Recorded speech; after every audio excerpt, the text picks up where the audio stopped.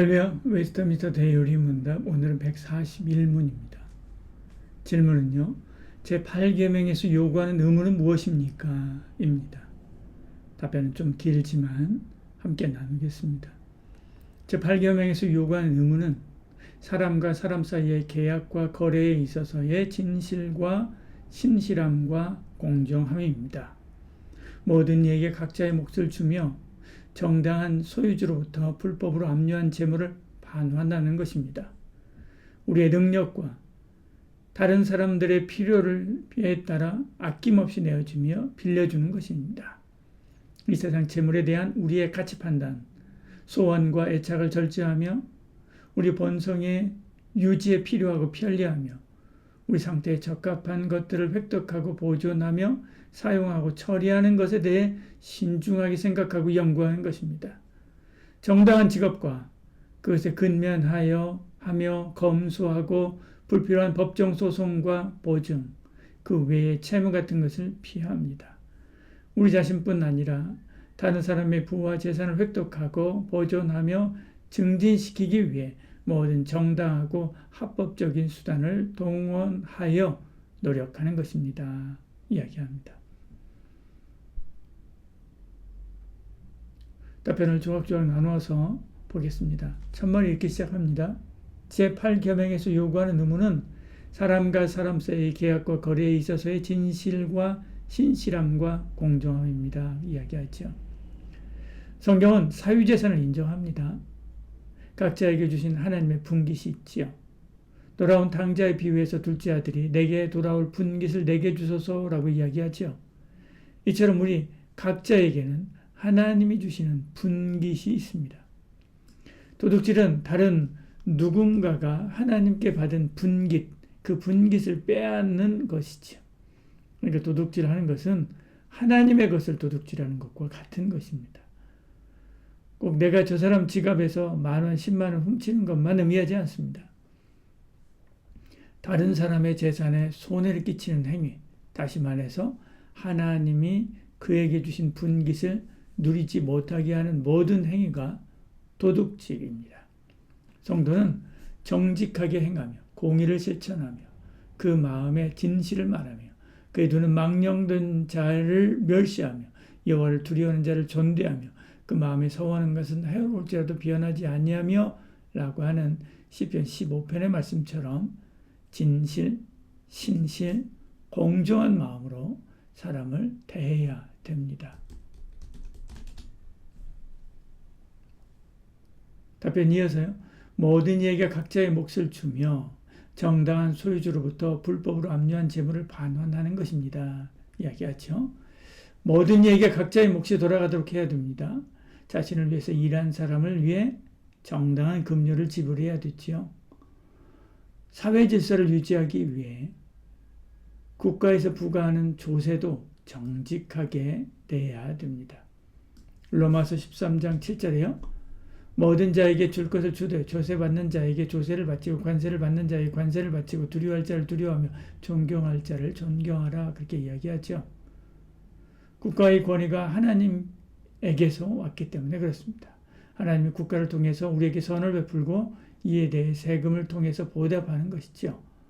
만일 남이 잃은 것을 보거든 찾아서 그것도 역시 돌려줘야 됩니다. 그러지 않고 시치미를 떼고 자기 것인 것처럼 사용하면 그는 도둑과 같은 취급을 받죠. 이 사실이 드러나는 날에 5분의 1을 더해서 돌려주도록 강제했습니다.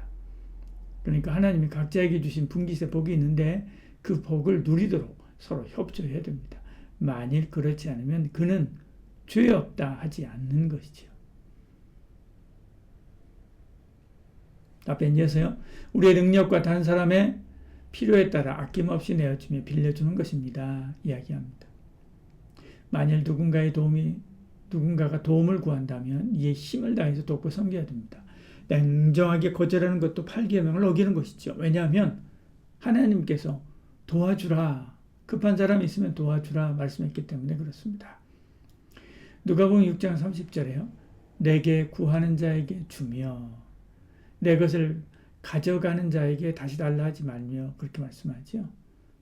만일 매몰차게 돌아서고 돕지 않는다면 그는 사랑이 없는 사람이지요. 요한일서 3장 17절에요. 누가 이 세상의 재물을 가지고 형제의 궁핍함을 보고도 도와줄 마음을 닫으면 하나님의 사랑이 어찌 그 속에 거하겠느냐. 사랑 말로만 하지 말고 그 사랑을 실천하라 라고 말하는 것이죠. 우리가 가진 재물, 재능, 건강 다 내 것이 아닙니다. 하나님이 주신 것이죠. 이것을 믿는다면 하나님의 뜻대로 사용해야 되는 것입니다. 하나님이 주인인 것처럼 생각하고 판단해야 되는 거죠. 만일 가난한 누군가가 굶어 죽기 직전에 손을 내밀어 도와달라고 할 때 하나님이라면 외면하겠습니까? 당연히 아니지요. 힘을 다해 도우실 것입니다. 하나님은 사랑이기 때문에 그렇지요. 내게 주신 것도 그 원리를 따라 사용해야 되는 것입니다. 그러면 하나님이 더 많은 것을 주신다라고 약속했지요. 주라 그리하면 너에게 줄 것이요 후히 되어 누르고 흔들어 넘치도록 하여 너에게 안겨주리라. 내가 헤아리는 그 헤아림으로 너희도 헤아림을 도로 받을 것이니라. 누가복음 6장 38절 이렇게 말씀하지 않습니까? 이렇게 남을 돕기 위해서 돈을 벌고 나를 돕기 위해서 공부해서 지식을 쌓아야 되는 것입니다. 에베소 4장 28절이에요. 도둑질하는 자는 다시 도둑질하지 말고 돌이켜 가난한 자에게 구제할 수 있도록 자기 손으로 수고하여 선한 일을 하라. 그렇게 말씀하죠. 사람들은 돈 벌어서 남 주냐라고 하지만 우리는 돈 벌어서 남 주려고 하는 것이죠. 답변 이어서요. 이 세상 재물에 대한 우리의 가치 판단, 소원과 애착을 절제하며 우리의 번성에 유지에 필요하고 편리하며 우리 상태에 적합한 것들을 획득하고 보존하며 사용하고 처리하는 것에 대해 신중하게 생각하고 연구하는 것입니다. 이야기합니다.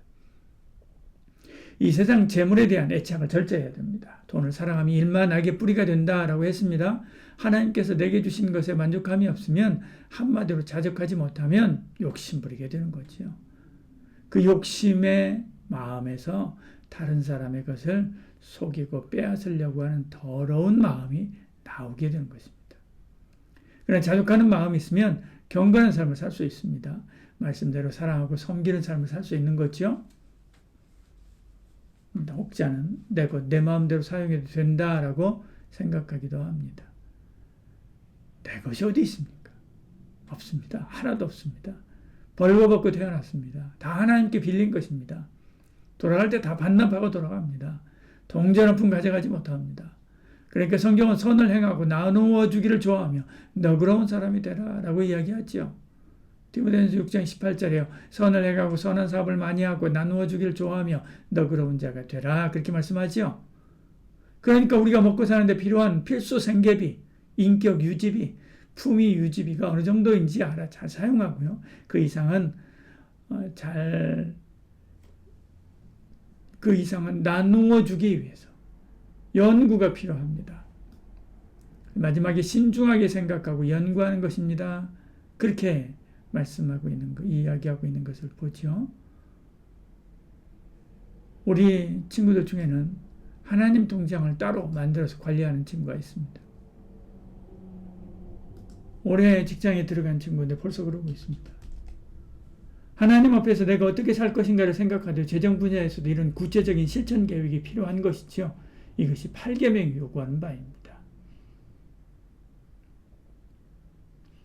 정당한 직업과 그것에 근면함, 검소하고 불필요한 법정과 소송과 보증, 그 외에 채무 같은 것을 피합니다. 이야기합니다. 정당한 직업을 가져야 되죠. 하나님이 허락하신 내 일이 있습니다. 그 일을 위해서 근면해야 됩니다. 에덴 동산에서는 출근하지 않았을까요? 아니죠.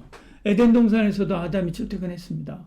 창세기 2장 15절에 여호와 하나님이 그 사람을 이끌어 에덴 동산에 두어 그것을 경작하며 지키게 하시고 이렇게 말씀하죠. 경작했다라고 말합니다. 땅을 갈고 씨를 뿌리고 물을 주었습니다. 이처럼 직업은 우리의 존재 이유 중에 하나입니다. 정당한 직업과 그 일을 대하는데 근면한 태도가 필요한 것이죠. 게으르면 가난하고 부지런하면 풍성하게 사는 것이 하나님이 정하신 일상의 법입니다. 잠언 10장에 손을 게으르게 놀리는 자는 가난하게 되고 손을 부지런하게 하는 자는 부하게 된다. 그렇게 이야기하죠. 늘 검소하고 부지런해야 됩니다. 검소하게 살아야 됩니다. 낭비하는 사람은 미련한 사람이다 라고 자문을 말씀합니다. 여기서 미련은 지적인 것을 말하는 게 아닙니다. 도덕적인 상태를 말하는 거죠. 악하다는 것입니다. 그러니까 검소하고 불필요한 소송, 무분별한 보증, 채무는 피해야 되는 거죠. 인생을 방만하게 경영해서 낭비하지 말라라고 말합니다. 예수님이 얼마나 검소했습니까? 예수님은 오병이어의 기적으로 수많은 사람을 먹였습니다. 언제든지 기적으로 먹을 것을 만들 수 있는 분입니다. 그런데도 먹고 남은 빵을 모아 7바구니를 만드신 분이죠. 이럴 때 우리도 하나님과 복음과 가난한 이웃을 위해서 얼마든지 드릴 수 있으면서도 내 생활은 검소하고 절제해야 되는 것입니다. 답변의 마지막 부분에 이렇게 이야기합니다. 우리 자신뿐 아니라 다른 사람의 부와 재산을 획득하고 보존하며 증진시키기 위해 모든 정당하고 합법적인 수단을 동원하여 노력하는 것입니다. 라고 이야기하죠. 이 8계명을 소극적으로 보았을 때는 도둑질하지 말아야 하는 것입니다. 하지만 적극적으로 능동적으로 보면 열심히 일해서 나누어 줄 수 있는 사람이 되어야 된다라고 하는 말이기도 합니다. 부와 재산을 획득하고 보존하며 증진시켜야 되는 거죠. 그 일을 위해서 필요한 모든 정당하고 합법적인 수단을 동원해야 됩니다. 최선을 다해야 되는 거죠. 그렇게 얻은 재물을 가지고 가난한 형제를 가족처럼 대하고 돌보고 섬겨야 됩니다. 돈 버는 것도 재능입니다. 기가 막히게 돈 버는 방법을 찾아낸 사람이 있습니다. 그 재능을 누가 주었습니까? 하나님 주신 것입니다. 그 재능을 주신 하나님의 뜻대로 벌어서 나누어야 되는 거죠.